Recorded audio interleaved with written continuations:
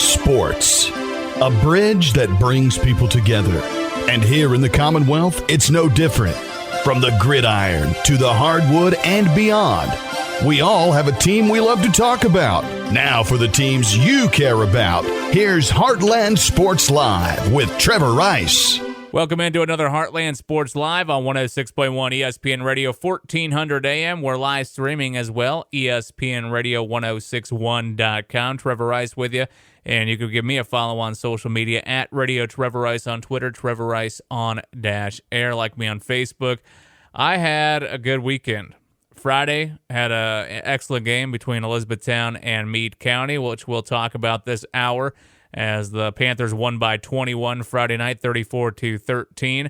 And, man, that was a sloppy mess here in Elizabethtown Friday evening. I think a majority of the state can say that it was a sloppy mess between the wind, and there was a couple of occasions on the roof above us there in the press box.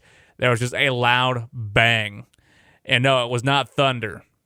It was a camera that fell over, I believe, because it was loud and it just made a huge thump.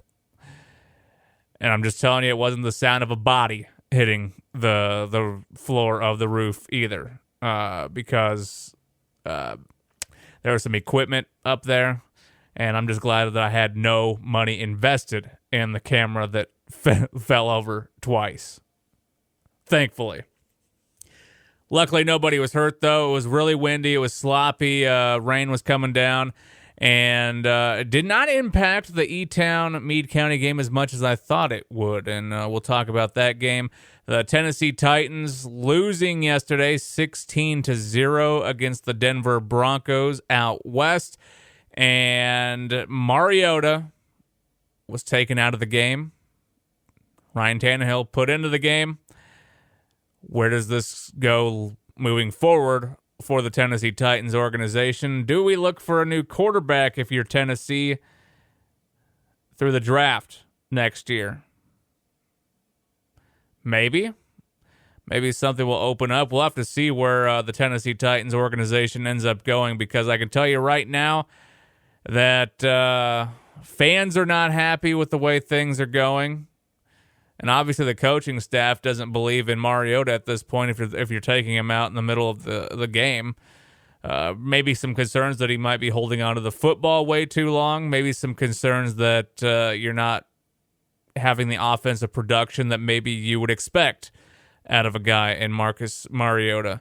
So we're going to see. I felt like this was a make-or-break year for Mariota, the way that things have been going. And I don't know if Mike Vrabel is necessarily ready to blame the offensive coordinator.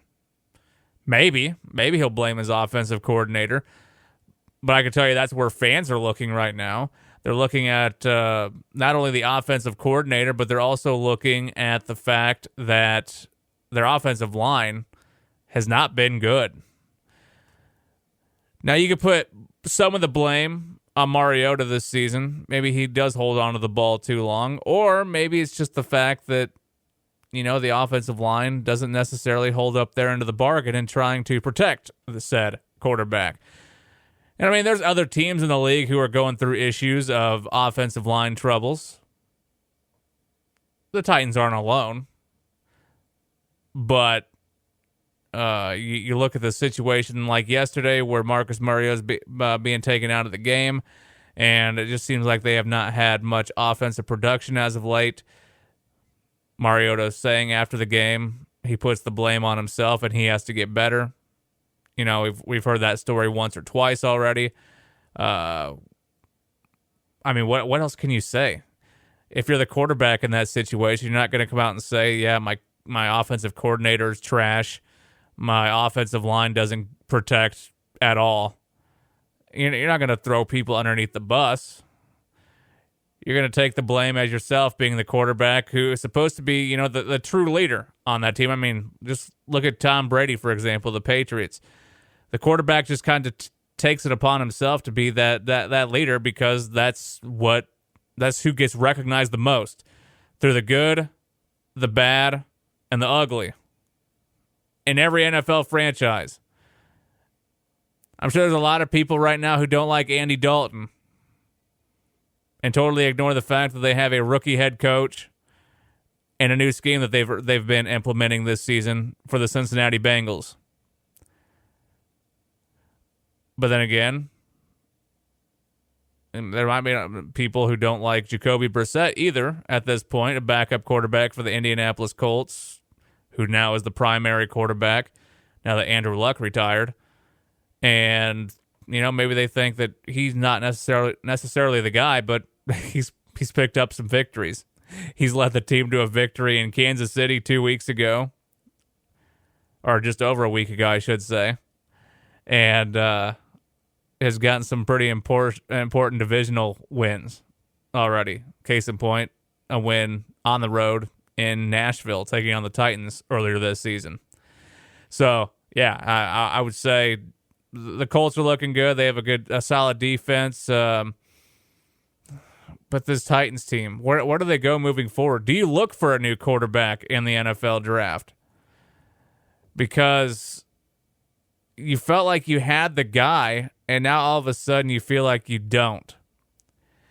And through every new coaching change, like the Titans did a couple of seasons ago, once they released Mike Mularkey, they bring in Mike Vrabel, who, his defense has been tremendous. The Titans' defense this year has been fantastic.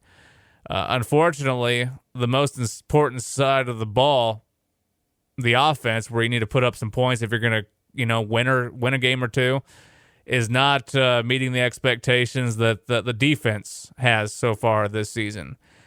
So if you're Mike Vrabel, you might be getting a little nervous about the whole, okay, where do we go moving forward? Because my quarterback can't help me put up points on the board right now. My offensive coordinator clearly is not, and that's what some teams have to do. That's why the Pittsburgh Steelers the past couple of weeks, they implement a new guy. Roethlisberger goes down. Their backup goes down.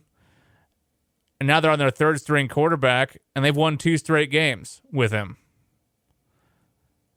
So the Steelers now 2-4 after a win Sunday Night Football last night against the Chargers, who, let me just say this, I'm kind of over Phillip Rivers and the Chargers.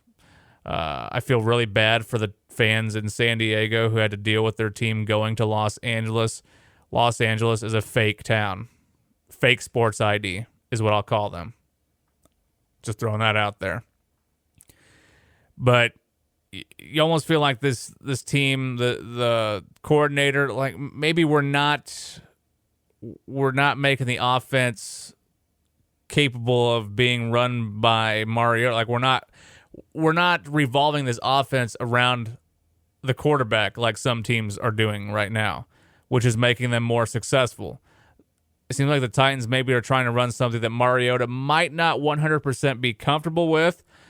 And maybe that's part of it, or maybe it's just Mariota's just done. Maybe he's just not the guy that we thought he was going to be.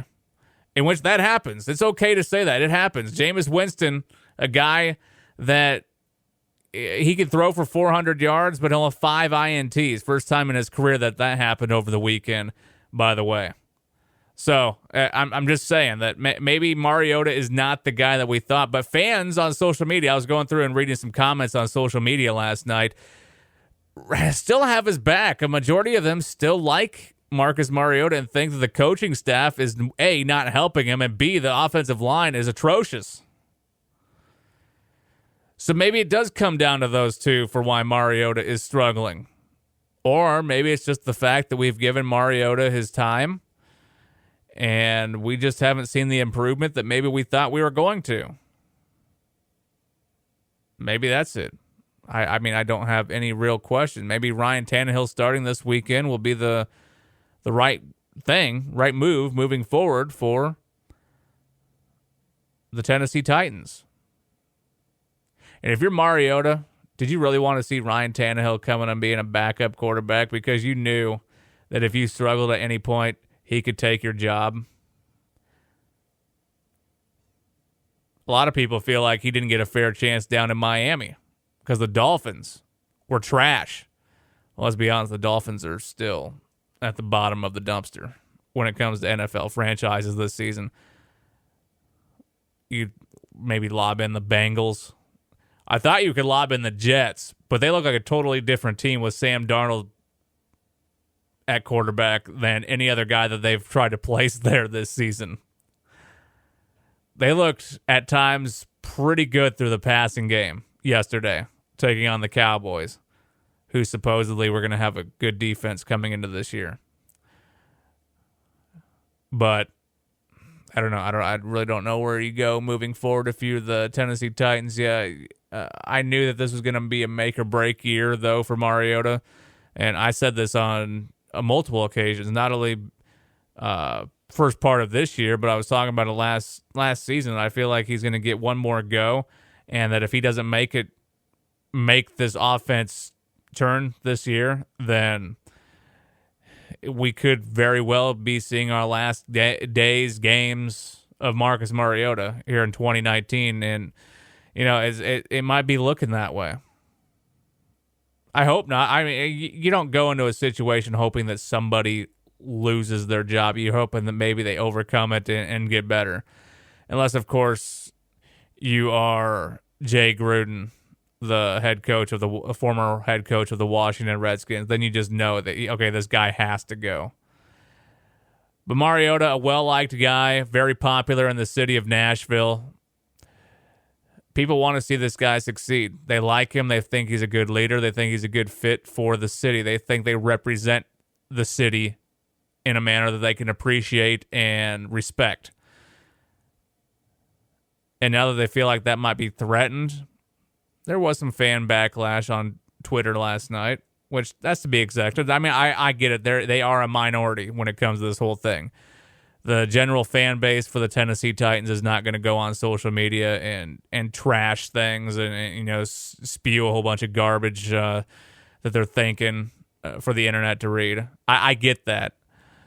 But just know that there is a very large population of the fan base who has the back of Marcus Mariota, and that they're just wanting Coach Vrabel to look at the offensive coordinator and the offensive line for reasons why they might not be succeeding offensively this season. Trevor Rice with you. It's Heartland Sports Live on 106.1 ESPN Radio 1400 AM. Also, we are live streaming on ESPN Radio 1061.com. I had a fantastic time in Bowling Green on Saturday. Western Kentucky, Army going at it. As soon as I arrived there on campus, you see men and women dressed in uniform.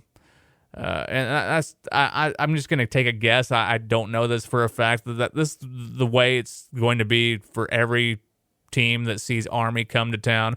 Navy, Air Force. I'm just going to take a guess that that's how that works. You get a lot of recruiting that goes on or tries to happen there at the college campuses the weekend of when one of those three teams shows up to your door. But that was pretty cool. Coming from a family of three generations of members in the Army, between my great-grandfather, grandfather, and my dad, I enjoyed it. Got to talk to a couple of guys who were based out of Nashville, a couple of recruiters who come to Kentucky quite often, and spent nearly 3 decades in the Army so far. And just talking about his times, talking about my dad, I really enjoyed that. The helicopter flyover before the game, before the Western Kentucky and Army game, the atmosphere just felt a little bit different and a little more special. Black daggers flying in. Well, they weren't flying in. They were gliding in, parachuting in as they jumped out of a plane that flew over. So I just thought that was just everything, the way it was presented before the game got started. And I just thought there was a different feel Saturday down on the hill, down in Bowling Green. I felt like it was, it was cool for me to see. And I'd always wanted to see Army in person, just not so much for the team itself, just because I knew that there was more of it, more surrounding it with the environment, the atmosphere, the soldiers who were there. And I got to say, it was pretty dang cool to witness in person on Saturday. And come to find out, I found out that Kentucky is a very good state for recruiting for the Army, which would, of course, make sense. We have Fort Knox here in Hardin County, just up the road from us here in Elizabethtown. We have Fort Campbell southwest of us. So I mean, there was some definite recruiting going on Saturday, but it was just a different feel, and it felt really good, and I was glad to see it. I'd be lying to you if I told you I didn't have a little twinkle in my eye. Eyes watered up for just a second. It's a beautiful thing seeing that helicopter fly over. There was 2 helicopters that flew over before the game, and just the opening ceremonies. And what we're going to talk about that Western Kentucky defense, because that defense on Saturday showed me in person that this team is for real. Western Kentucky has a legitimate defense. If they put an offense under this coaching staff that people think that this offense is going to be here in a couple of seasons once they start getting their recruits in, this is going to be a scary, scary team, especially if they can keep up this threat on the defensive side of the ball. Which, in talking with Randy Lee before the season, Western Kentucky, he kind of expected the defense to be the strong suit of this team. But did we expect them to be this good, holding Army, a very good rushing team, to only 130 yards rushing on Saturday? Think about that. They're averaging 270 yards. And you hold them below half of that? That's saying a lot. Considering the fact you have to track down 5 or 6 different guys that they primarily utilize in that backfield. You don't know who's getting the football on any given down. And you hear all of these stories about the triple option, the option, how a lot of teams have struggled with that. Georgia Tech ran it for the longest time. Army still runs it. It's not the easiest offense to really work against, I should say. If you are the team playing defense, Western Kentucky in this case, and I heard that they practiced it back in camp. This Western Kentucky team did. They practiced against that style of offense back then. They did it here recently, of course, in preparations for this Army game. So I got to give kudos to this coaching staff. They had these boys ready for Army, and I don't think Army was ready for Western Kentucky to punch them in the mouth, to be quite honest with you. I was blown away by the defensive performance by Western Kentucky when you allow only 130 yards rushing like they did. Only 8 points, and those 8 points didn't come until like the last, 4 or 5 minutes of the game. So you were pitching a shutout. And yes, I understand Army missed a field goal there in the third quarter, but still, you pitch a shutout at home through over 3.5 quarters against a Black Knights team that took a Michigan Wolverines team that was highly touted there in the beginning part of the season to overtime. That's impressive. That's a statement win for this coaching staff. And I got to say that after picking up their 5th victory, man, if you're a Hilltoppers fan right now, don't you wish that you could have that game back against Central Arkansas at the beginning of the year? Losing by a touchdown, 35-28, when you were up by 14 in the fourth quarter. Man, you just wish you could have that game back, because you could realistically, I think, be 5-1 right now. I think they're 4-2 at this point, which all 4 of those games, or no, they're on a 3-game winning streak. Sorry, they've won 3 straight. The Hilltoppers have 2 of them in conference play, and then against Army on Saturday. Could you imagine what? I have a feeling like this coaching staff is going to win the fan base over, and they're going to start selling that place out again. There was a good crowd on Saturday. A lot of people who showed up for both the Army side and the Western Kentucky side. But I have a feeling that something special is about to happen down in Western Kentucky. And unfortunately, I have a feeling it's going to lead to another coach getting hired onto a bigger program down the road because, well, Western Kentucky, for a lot of coaches, is just a stepping stone, and I think they understand that. It just sucks because you want to see them do well every year down at the Hill. It's a great college, great atmosphere down there in Bowling Green, and you just want to see them have success. And plus, they're a Kentucky school, so you got to support them a little bit, right? Just a little bit. Trevor Rice with you. It's Heartland Sports Live on 106.1 ESPN Radio 1400 AM. We are live streaming on ESPNRadio1061.com. When I come back, let's talk of some high school football.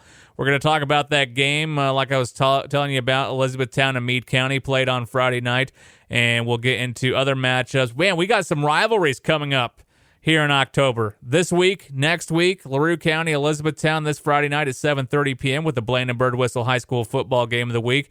Bobby Thompson and myself will be at that game. Then next week, if North Hardin takes care of business against Barron County this Friday night, we will have two 6A Titans, undefeated Titans, going at it in Central Hardin and North Hardin. We're going to talk about everything. Plus, Central Hardin getting a shutout victory, their first one of the season, Friday night, taking on Barron County. Man, high school football is heating up here in Hardin County, and we're going to talk about it coming up here on the flip side of the break on 106.1 ESPN Radio. Stay tuned. Hey guys, Marty Smith here from ESPN. You're listening to Heartland Sports Live with Trevor Rice on ESPN 106.1. Welcome back into Heartland Sports Live on 106.1 ESPN Radio 1400 AM. We are also live streaming on ESPN Radio 1061.com. Trevor Rice hanging out with you. High school football. We're going to talk some gridiron action from here in Hardin County that happened over the weekend. Central Hardin was in action. North Hardin had a bye week, as we're going to talk all area high school football here in Hardin County. We'll get LaRue County and Meade County in there as well this hour, as this segment is presented by our good friends at CC Power Sports. They're off exit 121, just south of the Snyder on Brooks Road off I-65. Get your hands on a new or pre-owned Suzuki ATV, motorcycle, or scooter while the deals are hot. CC Power Sports, a short drive up I-65 in Shepherdsville. Meade County, E-Town went at it Friday night, and it was a sloppy mess, like you heard me talking about in the last segment. And by sloppy, I mean wet, where I was thankful that we were inside the press box. Windy. Man, the wind, especially in the second half, picked up, and it just did not look fun outside. I'm just saying. I was glad I was behind some glass at that point. Also, a camera was the wind was blowing so hard, a camera was knocked over twice above us on top of the press box. So not a good night to be a camera person on Friday night. So let's just look at this game. Elizabethtown, Meade County, Friday night. It was a close one there at the halftime break. It was like 14-13, and Elizabethtown never gave up the lead in this game. They always had control of it. They started things off with an 84-yard fumble recovery for a touchdown, and then got up on another sequence with a bad punt, short field. The offense took care of business from like 37 yards out. They punched it in and go up 14-0 immediately. Then Meade County makes things interesting. They bring it to within a 14-13 game, a 1-point ball game. And then in the second half, things like the sky just opened up. Mother Nature just got really mad at the way things were going in this game, apparently, because she picked things up. The wind became an issue. Also, the precipitation started to fall a little harder, so it just became one of those situations where whoever could capitalize on the other team's mistakes was going to come out a victor on Friday night, and that just happened to be E-Town. A couple of situations with a bad punt, a whiffed punt, you could say, on the Meade County side. A couple of turnovers that were forced by Elizabethtown, and they took advantage of the short field. Their offense took advantage of it. You can't say that, you got to give all credit to the defense. Even though the defense was pretty dang good on Friday night, the offense, when their defense puts them in a short field situation and they're able to capitalize, it just makes things a little easier. I'm just saying. Clay Games, they don't ask him to throw very often, but when he does, he's pretty efficient. 8 of 11 on Friday night, throwing for 118 yards. Had a couple of touchdown completions in there as well. Cameron McNeil had 11 rushes on Friday night with 30 yards total, one touchdown. And Meade County did a really good job up front, really shutting down this E-Town rushing game. In fact, E-Town as a team only had 64 yards on the ground. And I think if you were to talk to Coach Brown today, he'd say that's kind of concerning, considering the fact that he felt like, they probably had a better game plan. They felt like that. And Coach Brown's not one of those guys. He's not going to blame the weather. He's just not one of those coaches. He is going to look at the film, be happy that they came away with the victory, but he is going to nitpick some certain things on what maybe they could have done on some blocking situations there at the line of scrimmage. Maybe what the running backs could have done to make things a little better in the running game on Friday night as well. Joseph Becker, they did a really nice job, Meade County did, in shutting him down. In fact, it seemed like there was more tackles made in the backfield. He was having to work for everything. He had 11 carries on Friday night, only 23 yards, and did not find pay dirt, surprisingly, at all. No touchdowns for Joseph Becker on Friday night, but he was a big factor on the defensive side of the ball. That's one thing about Joseph Becker. If he's having an off night on one side, typically he's making up for it on the other. TJ Allen had 2 rushes for 9 yards. They tried the jet sweep with him a couple of times. He did have 1 touchdown on one of the plays. Just looking at the receiving numbers, though, Love Grimes had 2 catches for 35 yards. Did have 1 touchdown that went for 21, I believe it was, at one point there in the second half. Camden Williams had 3 grabs for 33 yards, no scores. TJ Allen had 1 reception that went for a touchdown. So TJ Allen getting in the mix both offensively with the passing and running attack. 27 yards off that 1 catch for a touchdown.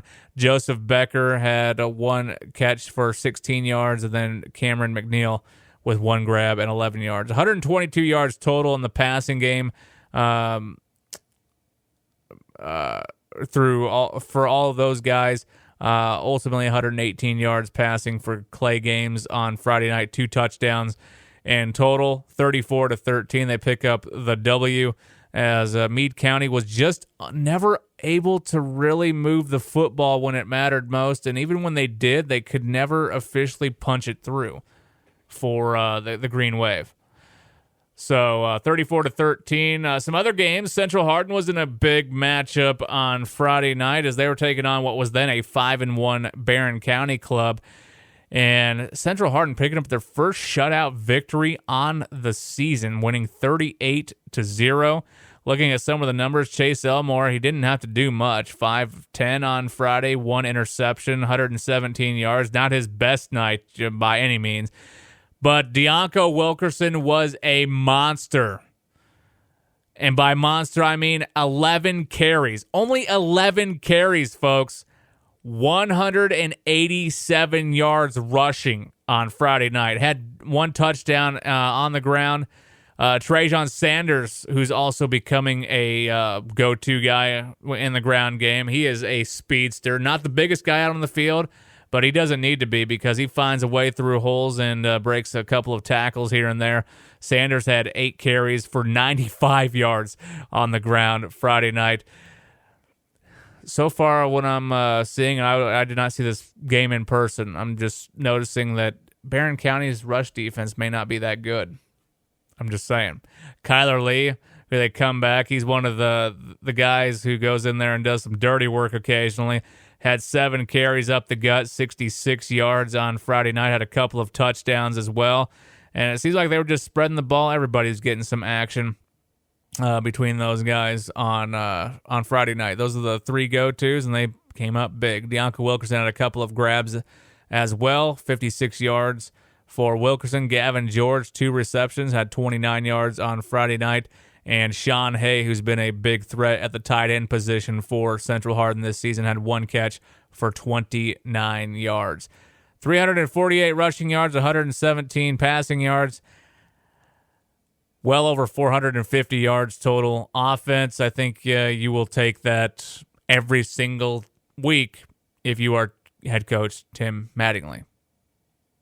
38-0 Friday night, Central Hardin. As they're going to be playing in district play this week. They take on Meade County, a team who's coming off of their 5th straight loss to E-Town. And I really suspect that we're going to see a Central Hardin club stay undefeated as they take on Meade County this week. You don't like to assume things, but you know, us being in the media, me not being a coach, I can kind of tell it how it is. I think Central Hardin's going to come away with a victory against Meade County. It's going to be a tough challenge for Meade County, who did, I guess things were kind of normal for them just a little bit, having Trent Mofield back at the quarterback position. And I think moving forward, I think he can only get better from here on out as he's in his senior season. But Central Hardin, offensively and defensively, I think is doing too much right now. I don't think Meade County is going to be able to keep up with all the pieces that Central has, both on the running game and the passing game. Where you can shut down the running attack like they did against Elizabethtown, Meade County did. You still got number 3 out there on the horizon, just waiting to go up and make a big play through the air. And it always seems like Chase Elmore finds him in some way. This is like the first game this season, Barron County, that you haven't heard much about Gavin George. Otherwise, he's been an impact player in just about every single ball game this season. North Hardin had a bye week, as I was telling you guys, and so now they, coming out of the bye week, will go and play a home game against Barron County, or excuse me, a away game against Barron County this Friday night. It'll be a 8 p.m. kickoff as the Trojans, who are still undefeated. In fact, they have figured something out offensively here recently. They've been averaging over 42 points a ball game, and you're starting to feel like this Trojans team is starting to really click, especially now that they have what I feel like a true quarterback and what Manny Wimberly is doing right now. Last game he had 15 of 20, 287 yards, 3 touchdowns, no picks. North Hardin's going in the right direction offensively. And the past 4 weeks, when you've been averaging well over 42 points a ball game, Lavelle Wright going to be a threat out of the backfield. Josh Moore going to be a number 1 go-to receiver through the passing game.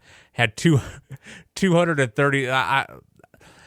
I really wish he would have been on my fantasy football team last week, Josh Moore, because 7 receptions for 232 yards and 3 touchdowns. That's pretty good fantasy numbers. Just doing the quick math, that's like 41 fantasy points that he would have had for me if I had him on my fantasy football team a couple of weeks ago. But I'm just saying that North Hardin is picking things up offensively, and I don't see them letting off the gas any. Now that they've seen the tape, they have had an extra week of preparation against this Barron County club, who, let's be honest, we were kind of questioning the amount of skill that they've faced on the opposite side of the football this season with some of their matchups. Yes, 5-1 is being impressive like they were going into that Central game, which now they're 5-2. But you had to question who are they actually facing, and I really feel like that we here in Hardin County with Cecilia and Radcliffe have 2 of the best high school football teams in the state at this point. Central and North, what they're doing right now, they are going to be a threat in the postseason. Unfortunately for both of them, they both have to meet each other at some point and end each other's run. And that's going to happen next Friday night. And that's going to be an electrifying atmosphere. We'll talk more about that in depth next Monday. But this week, the Blandon Bird Whistle High School football game of the week is going to be another rivalry. The Elizabethtown Panthers, who we spoke about just a little bit ago, hosting the LaRue County Hawks. I will try to get interviews with both head coaches before that game, which we'll play in the pregame. 7:30 p.m. kickoff this Friday night here on 106.1 ESPN Radio, and we will live stream it on ESPNRadio1061.com as well. Going to be a great atmosphere this Friday night as well. LaRue County, their fan base, they travel. 3rd round of the playoffs last year, an amazing atmosphere. One of the best high school football games, like you've heard me talk about over the last couple of weeks, that I've ever gotten a call. And Once again, it's a rivalry. Throw records, throw everything that the teams have done up until this point out, because it always seems like in these types of matchups and these types of environments, anything goes. Anything can happen. Sometimes miracles happen. Just ask LaRue County in that game last year where they were down big at one point, and then they stormed back and won 40-32. It just takes one quarter to change the entire landscape of how a game's going, and then all of a sudden, bam, you get a different result from what you were expecting from the previous three quarters. Friday night's going to be fun. LaRue County and Elizabethtown. Let's check out John Hardin real quick, because John Hardin, they continued district play as they took on Moore and lost in a close one. They lost 22-14. A quick stat line from the Bulldogs, as Caden Wilson wasn't the worst in the passing game on Friday night. Went 10 of 16 through the air, had 141 yards through passing, had 2 touchdown completions. The thing that got them in trouble was the running game. And what I mean by that, Caden Wilson getting hit in the backfield a lot. And by a lot, I mean he lost 50 yards on Friday night on 11 rush attempts. Which it says rush attempts. I'm going to presume that not all of those were rush attempts. Some of those may have been him dropping back to pass and then taking a hit. Dominic Hodges had 9 rushes for 22 yards. They just could never get anything going on the ground in general, John Hardin, on Friday night. They just struggled. Darian Camry had two carries for 21 yards. I guess the one highlight was them going to the air. Jacarius Barnes had 2 catches for 62 yards. Isaiah Harris had 3 catches for 35 yards, each of those boys having a touchdown. But they just never could move the ball on the ground, and when you become a one-sided offense, it makes things really difficult, as you know, at any level of football, whether it be high school, college, or pro. And John Hardin just could not overcome that. Let's look at what's to come for them. They play Marion County in an away matchup this week, as they'll close out the season with Spencer County and Greenwood over the next 3 weeks. And so hopefully John Hardin can pick things back up, maybe get back in the win column again this Friday night, and we'll continue to monitor that situation. Let's check out the Fort Knox Eagles, who last I knew in that game, they were just going through a struggle on Friday night, in which they ended up losing 42-18 against Seneca. And so that dropped the Eagles down to 2-5 overall on the season. They have a tough one this Friday night as they take on Holy Cross out of Louisville. Then they close out the season with Bethlehem. And we'll have the season cap with Fort Knox as they take on Caverna at home November 1st. That'll be our last high school football game of the regular season, coming up, once again, Friday, November 1st. LaRue County was, I think they had a bye week. I have to go back and check it real quick as I try to pull them up real quick. LaRue County, 4-3 on the season, did have a bye week. Yes, they'll take on E-Town. So that's one of the things that I was looking at is going to be one of those bullet point talking points, I guess you could say, is LaRue County is coming off of a bye week. So they got to watch Elizabethtown, which I don't know how much of the film you can actually take from Friday night, knowing that the weather conditions were not the greatest. But maybe you can learn something from what Meade County did, because you know that E-Town's going to try to run the football on you if you're LaRue County, which LaRue County doesn't hide the fact that that's their identity. They are a running team. So we know what they're going to do offensively. How do they counter what Elizabethtown does on the offensive side of the football? So we're going to see how that goes on Friday night, because it's going to be a situation where I feel like we're going to have the clock run down in these quarters quite quickly, because you're going to have 2 running teams going at it once again. Friday night at 7:30 p.m. And I bet you Josh Jaggers and his staff are going to have a game plan. They saw what Meade County was doing against that rushing attack that E-Town presents. And I have a feeling that they're going to try to mimic what they saw the Green Wave do on Friday night, which that could be, we could have a defensive battle this Friday night if things play out right. which I don't mind. I'm one of those guys, and I know a lot of fans they like scoring. They like going up and down the field. They want to see some action. I can go one way or the other.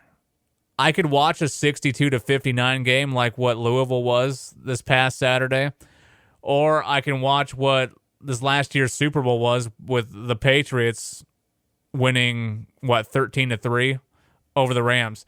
I could go either way. I can respect both aspects of the game. I can respect a shootout. I can respect defensive struggle. I'm a fan of the game. So give me either or. I'm happy with it. But some fans, they got to have their offense. Some fans, they can appreciate a little bit of defense. And unfortunately, I feel like there's fewer fans who appreciate the defense than fans who just want to see two teams light up the scoreboard.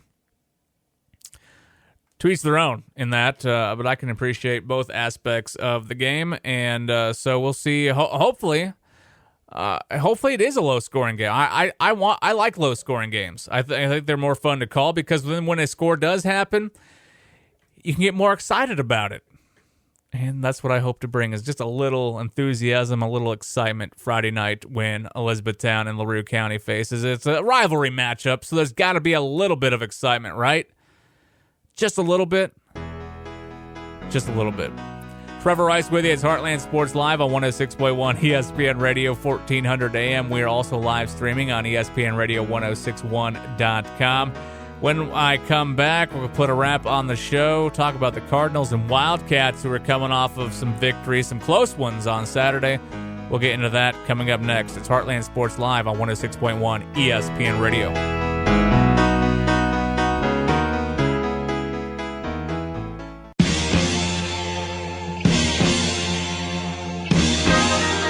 And welcome back into Heartland Sports Live on 106.1 ESPN Radio, 1400 AM. We are also live streaming on ESPN Radio 1061.com. Trevor Rice with you. Follow me on social media at Radio Trevor Rice on Twitter. You can like me on Facebook as well, Trevor Rice on Dash. I posted up some pictures from Saturday when I was at the Western Kentucky Army game. Had a really fun time. Thank you again to Randy Lee and Western Kentucky for hosting me, as I had a fun time up in the box once again watching the Hilltoppers play. My second game down there. A couple of years ago, I went down to watch Western play when they took on Louisiana Tech. And once again, I was glad to make it down there. I had a fun time on Saturday, and I'm hoping to make it back down real soon. You can also go on to my Twitter account at Radio Trevor Rice. I have a link there pinned if you want to go back and listen to every show. If you're looking for something to listen to, maybe you have a long drive or you're just wanting to keep entertained on a walk or run maybe and looking for something to listen to, well, you can go back and download every show on the Apple Podcasts link that I have on my Twitter account at Radio Trevor Rice. You'll see it there on the left side. Well, we've spoken about the trouble that is Marcus Mariota and that Tennessee Titans offense this year so far. We've spoke about that in segment one. Hilltoppers and the Army Black Knights, high school football in the last segment. So why not conclude this hour talking about the Cardinals and the Wildcats? Because, of course, both of those two programs picking up victories in close fashion on Saturday. One score looking like a basketball score in the Louisville game, who improved to 4-2 on Saturday with a tight win, 62-59 over what was then a top 25 Wake Forest Demon Deacons team, dropping them out of the top 25, I want to say, on Saturday. So the Cardinals picking up a victory there. As just looking at some of the numbers, Evan Conley going 12 of 18, had 196 yards, a couple of touchdowns, one INT. Malik Cunningham, 5 of 6 on Saturday, 99 yards, 2 touchdowns. So they're doing it with mixed action out of the backfield. Evan Conley had 9 rushes, also 7 carries, 79 yards. So you got to appreciate averaging 11.3 yards a carry and 1 touchdown on Saturday. Javian Hawkins, had 20 carries for 60 yards, 1 touchdown. Malik Cunningham had 4 rushes for 59 yards, 30 yards out of Hall, who also had a touchdown on Saturday. It seemed like everybody got some scoring action for the Cardinals, though. Receiving game, Des Fitzpatrick had 5 catches for 125 yards. I think you'll take those kind of numbers on Sundays for fantasy. 2 touchdowns, averaging 25 yards a catch. I can appreciate that.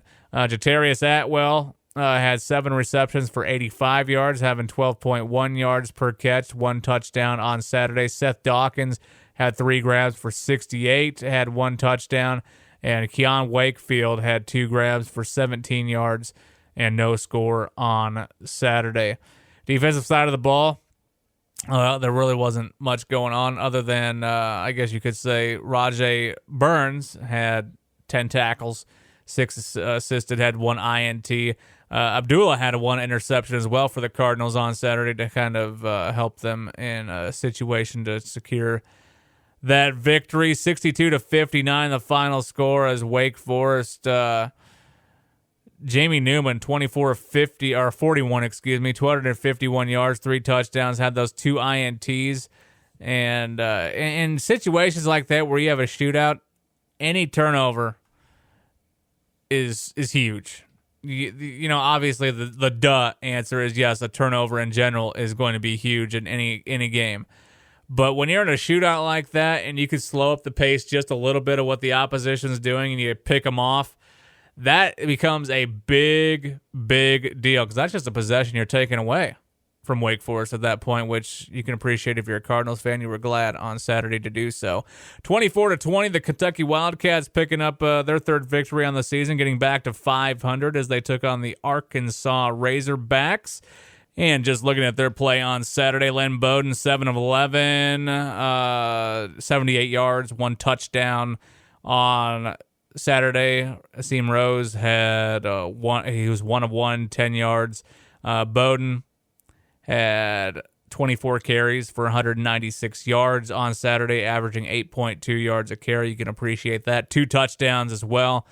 Rose had 90 yards on the ground off of 16 carries. Smoke had 11 carries for 45 yards. And Akeem Hayes had 1 carry for 2 yards.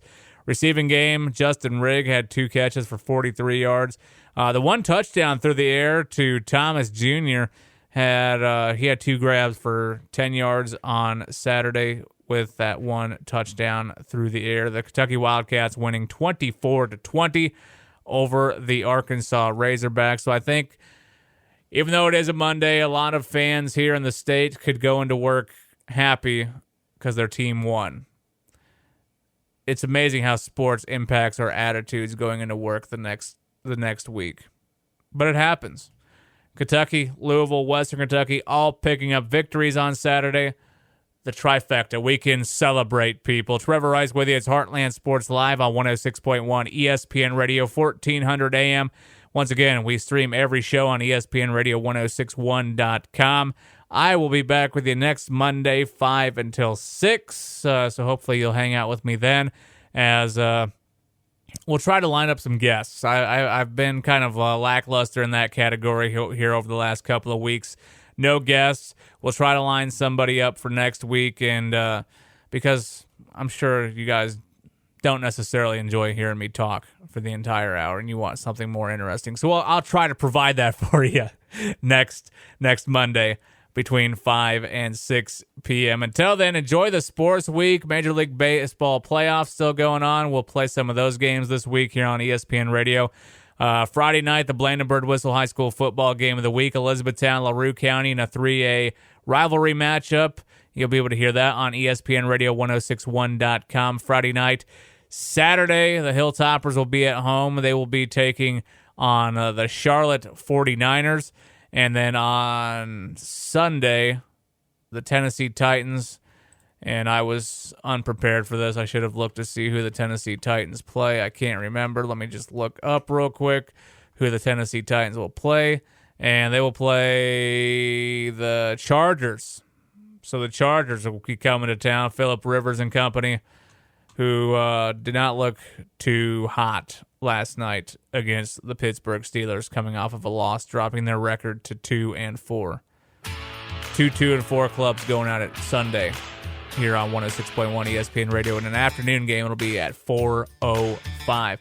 Enjoy the sports week, and we'll see you back here Monday, 5 until 6. It's Heartland Sports Live on 106.1 ESPN Radio.